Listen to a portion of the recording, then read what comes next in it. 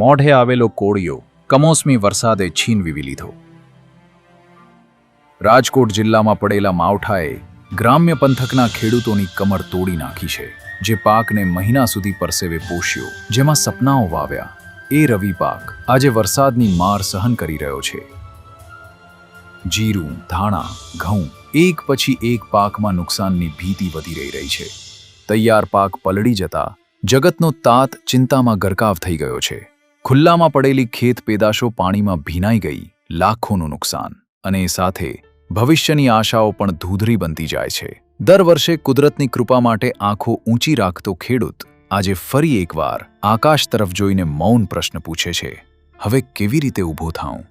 કમોસમી વરસાદે મહેનતના મહેલને એક પળમાં ધરાશાયી કરી દીધો છે, અને આજે જગતનો તાત ફરી એક કઠિન પરીક્ષામાં ઊભો છે।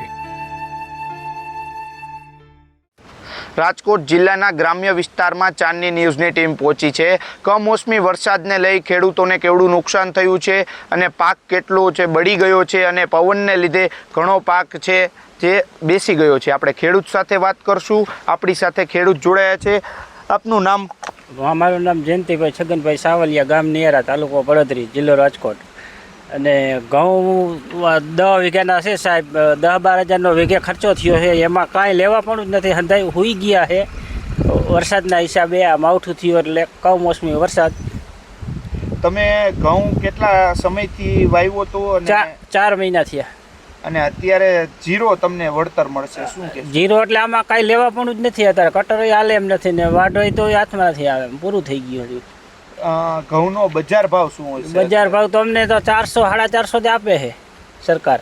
400-450 ભાવ આપે છે, પરંતુ તમે જે આ ઘઉં વાવ્યા છે કેટલા વીઘામાં વાવ્યા છે? 10 વીઘામાં। 10 વીઘાના ઘઉંનો ખર્ચો કેટલો થયો છે તમને વાવવાનો? 1 લાખ જેટલો હંધોઈ થઈને, ખેતીને ખાતર, બિયારણ, દવા અને હંધોઈ થઈને। એને લઈને વળતર તમને સામે મળશે કે નહીં મળે? અત્યારે વળતર આમાં કાંઈ મળે એમ નથી। અત્યારે આમાં દિહારી મેલી તો હરગાવી ગઈ એવું છે, આમાં કાંઈ હાથમાં જ નથી આવે, હોઈ ગયું છે બધું, પથારી થઈ ગઈ છે। અને આ માલ તમે યાર્ડમાં વેચવા માટે રાખો તો તમને કેવડું વળતર મળે? અમે યાર્ડમાં લઈને જઈએ તો અમને 200 રૂપિયા માન આપે આના વેપારી।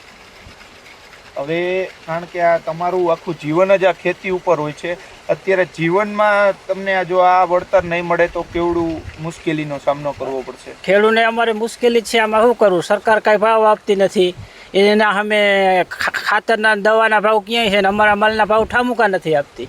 અમને તો હાવ મારા ઘઉં હતા 10 વીઘાને પૂરા થઈ ગયા। હવે આ વીઘે 5 મણ હાથમાં આવે તો એ ભલે ને ખાવાના બીજા પાસે હગાવાલા પાસે લેવા જવા પડે એમ છે।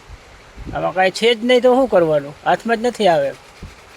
ચણા હતા 7 વીઘાના અને જીરું હતું 6 વીઘાનું, બંનેમાં અત્યારે નુકસાન જ છે, પાક હાથમાં આવે એવું છે નહીં। ખર્ચામાં વીઘે 10-12 હજારનો ખર્ચો હોય, એ પ્રમાણે અત્યારે લેવા બે તો ખર્ચોય નીકળે એવું છે નહીં। પાક બધો ખરાબ થઈ ગયો છે, અને યાર્ડમાં પણ જઈએ તો ત્યાં લાઈન હોય, ભાવય નથી, અને ખેડૂત બધી રીતે હેરાન જ છે। સરકારને તો એવું છે, આમાં તો ભાવ આપે, આવું નુકસાન હોય ને જો માલ થોડો થયો હોય તો ભાવ આવે તો એ બધું ભરપાઈ થઈ જાય। એક બાજુ આ નુકસાન હોય અને એક બાજુ ભાવય ન હોય માર્કેટ યાર્ડમાં, એટલે બે બાજુ ખેડૂતને નુકસાની જ આવે। મેં મારા ખેતરમાં શિયાળુ સિઝનમાં 16 વીઘાના ઘઉં વાવ્યા હતા। ગઈકાલે જે માવઠારૂપી વરસાદ થયો વાવાઝોડુંની સહિત, એમાં નુકસાની એટલી છે કે એમાં ઘઉંમાં કાંઈ લેવા પણ નથી, એકદમ આમાં હોઈ ગયા છે। એમાં વાઢવા બેવો તો મજૂરી ચડી જાય એવું છે, અને કટર હાલે એમ નથી, કોઈ રીતે અત્યારે શિયાળુ પાક કાંઈ લઈ શકાય એવું નથી। ઘઉં છે 16 વીઘાના। ઘઉં અત્યારે કદાચ મહેનત કરીને દાળી ચડાવીને બધું કરીને તો એ વીઘે 10 મણ ઘઉં નથી નીકળે એમ અત્યારે। ખર્ચો વીઘે ખેતી, દવા, બિયારણ, ખાતર ને પાણી વાળવાની મજૂરી, લાઇટ બિલ ને એ બધું ગણતરી કરતાં વધીને વીઘે 10 હજારનો ખર્ચો થયો। સરકારને એવી અપીલ કરી કે કાંઈ સહાયતા જાહેર કરે તો અમારી આ જે ખર્ચા થયા છે એ ખર્ચા વળતર ન મળે તો કાંઈ નહીં, પણ અમારા ખર્ચા જે અમે કર્યા છે 50% ઉપર થયું છે વાડી વિસ્તારમાં। આ વહેલા તમે જુઓ, અમારા મગ જો બધું બરી ગયું વરસાદમાં, 15 દી પહેલાં વાવ્યા હતા અને અત્યારે હાવ બરી ગયા। તમારે જોવું હોય તો થડ ઉપર જ જોઈ લ્યો નિયારા ગામે। તમે શું વાવ્યું હતું? મગ વાવ્યા હતા 10 વીઘાના, મગ બળી ગયા। અત્યારે તમારે લાઈ જોવું હોય તો છૂટ છે, તમે જોઈ લ્યો। અત્યારે બળી જ ગયું છે, વ્યવસ્થા તો સારી જ કરીને વાવ્યા હોય ને આપણે મગ વાવેતર આપણે ગમે એમ વાવેતર કરી સારી રીતે જ વાવેતર કરી, પણ હવે બરી ગયું તો શું કરવું? વરસાદ ને વાવાઝોડું બે એવું આવ્યું જોરદાર. અત્યારે 75% નાશ જ પામી ગયો છે. અત્યારે 20% છોડો ઉભા, બાકી બધું બરી ગયું. 75% ફેરફાર રહે, 25% એમને હાથમાં આવે એમ નથી. એમાં કાંઈ 18,000નો અત્યાર લગનમાં એમાં ઉપયોગ કરી નાખ્યો છે. ખાતર ને બિયારણનો ખર્ચો, ટ્રેક્ટરવાળાનો ખર્ચો અલગ આવે અમારે પછી વાવવાનો. આ પાકનો વીમાનો તો અમને ન ખબર હોય. અમારે તો શું વીમો કઈ કપાય? અમારે સરકારી મંડળી ભરીને ત્યાં અમારા વીમા કપાય 12 મહિનાનું પ્રીમિયમ. તાલગડ અમારે કંઈ કપાતું નથી. હવે એ તો સરકાર જે કરે એ નક્કી અમને મંજૂર હોય. બીજું તો અમે શું કરી કે ભાઈ અમને યોગ્ય વળતર આપે, બીજું તમે શું અમે અપીલ કરી આગી? હવે તો વાવી જ ન આગી. હવે સમય પૂરો થઈ ગયો વાવેતરનો. મગ વાવવાનો સમય પૂરો થઈ ગયો. હવે વાવેતર કોઈ પણ ન થાય. હવે નુકસાન તો હવે આમાં કાંઈ કલ્પના નથી. એવું છે શું કે આવડું બધું ભયંકર માવઠું કરવા પડશે એવી તો કાંઈ કોઈને મનમાં નહોતું. પણ પવનને કરાને એવું પડ્યું ને તો ઘઉં હતા એ બધા આડા પાડી દીધા, જમીન દોસ્ત કરી દીધા. અને એ અમે 8 વીઘાના તરબૂચ વાવ્યા છે ને તો એમાંય બધા પાંદડા બધા તૂટી ગયા અને ફાલે ખરી ગયું, બધું બરી ગયું બધું. અત્યારે જો તરબૂચ છે, મગ છે ને તલ છે, આપણે કોથમરી છે, શાકભાજી બધા એના વાવેતર અત્યારે હતા.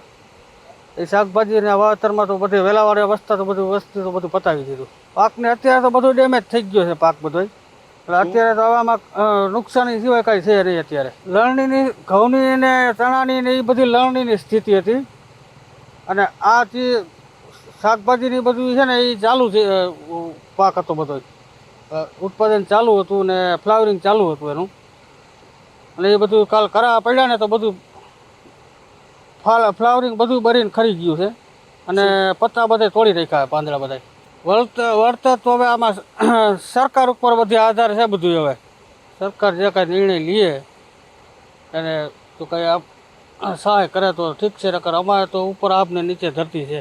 આ બધી બાગાયતી પાકમાં તો 3 લાખનો ખર્ચો થઈ ગયો છે. હવે એની સામે એનો ખર્ચો ઊભો થાય એવી સ્થિતિ નથી અત્યારે. કે પાક સાવ બળી ગયો છે અને નાશ પામ્યો છે, જેને લઈને બજારમાં કોઈ પણ રીતનો ભાવ મળે એમ નથી. આ ખેડૂતોની સમસ્યા છે. ખેડૂતની સમસ્યાનું નિરાકરણ લાવે તેવી સરકાર પાસે માંગ કરવામાં આવી છે. કેમેરામેન ગૌતમ લશ્કરી સાથે મિત ભટ્ટી, ચાંદની ન્યૂઝ, રાજકોટ.